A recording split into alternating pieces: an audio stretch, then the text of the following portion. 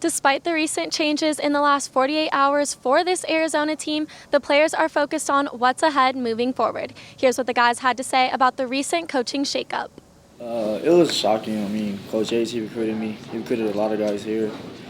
I mean, it was shocking, but, just got to get ready for Oregon State this week. So. Have you talked to him since then? No, I have not talked to Coach Jace yet. I know his phone's probably been getting blown up a lot since Sunday, but, I was just trying to focus on the game this week. I plan on reaching out to him as soon as possible, though. I mean, we just kind of talked about, Coach Jace would be missed. I mean, it was shocking at the moment. It kind of came out of nowhere. But we just talked about we got to get ready for this week for Oregon State. So when something like that happens, do you sort of feel, as players, do you feel responsible? For sure. I mean, as Coach Sumlin explained in his meeting, we gave up 141 points in the last 3 games. So obviously we on the field. I mean, that's never good. I mean, I talked to the players after the game about Stanford, and giving up 41 points, that ain't gonna win us nothing. So it's not always just on the coaches. Sometimes you got to take responsibility as a player too. Chuck's been around for 3 years, so I mean, he's an exciting person. He's fun to be around, and so I think everybody likes him. Everybody respects him. Everybody knows what he's done here. I mean, he played here. He's a legend here, so yeah, he's well known. What was Chuck's message to the team when he talked to you guys for the first time as defensive coordinator? He just told us he didn't really plan on changing anything. I mean, obviously, with 4 games left, you can't really change nothing. Just keep everything simple. I mean, just keep on playing hard, and let's just get ready for these next few games. To be honest, it's give us the message that this is a part of the business, and he had to do what he do to do what's best for the team.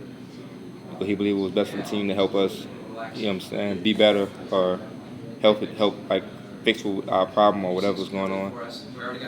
Where does the defense go from here? Guess we'll see where we go from here on the field and our results of how the season finished. So try to fix how we perform as players on the field and help this team get back on track to winning. Coach Jace was a cool person. I liked him very much, respectable.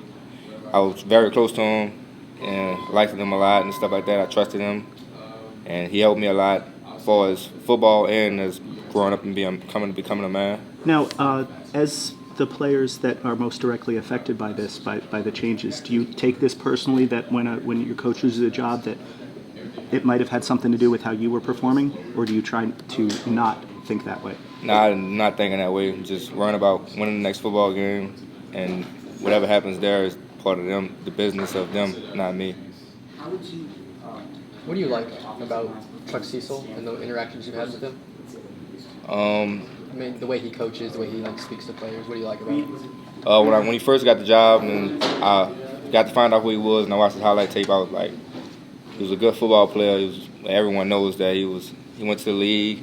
So it was good to have that person come on staff, to someone from the league, that experience, and plus he played here, so it was kind of cool. I wanted to get to know him and stuff like that, so that was good to have him and come here and get a relationship with him. Coach Sumlin mentioned his energy yesterday. What kind of energy does he bring to the field and to the safety room? He's a defensive guy, so he brings a lot of energy. He gets pumped up. He's aggressive, and I guess he just loves to get pumped up and things like that, fired up before the games, stuff like that. I mean, as a result of the way we played, his job was on the line, and you want to play better, no matter how good you play. I was shocked. I didn't see it coming. Not during this time. Do you sort of take it personally in a way, like this is our fault, kind of? No, it's a business. You come in, you have a job to do. If I don't perform the way I'm supposed to perform, I get replaced. It's a nasty nature of the business. Kevin Sumlin mentioned Monday he likes both Khalil Tate and Grant Gunnell in that quarterback position throughout the game. With this new 2-quarterback system, the players mentioned that this scheme keeps opponents off balance. Yeah, you got to prepare for 2 different guys. Khalil, I mean, he's one of the fastest guys I've ever seen, so, I mean, he can make plays on his feet. And then there's Grant, who's just, I mean, he's got a hell of an arm, so you got to prepare for those two different styles of quarterback. So On the field Saturday, what changes did you notice in the defense, or things that looked different when one guy was in there versus the other? I mean, Grant was throwing lasers. Khalil had some nice passes, and then Khalil busted that huge run on his feet. So it's just two different sides of the ball, and then they're both incredible quarterbacks. So both of them, they like our tempo, like they kind of got a little confused about our tempo and getting set and everything. So I think that was like one of the things I really noticed the most from like switching. How can you guys use that to your advantage, having knowing that it's going to be something that goes to their head, that hey, they don't know what's coming on whatever drive?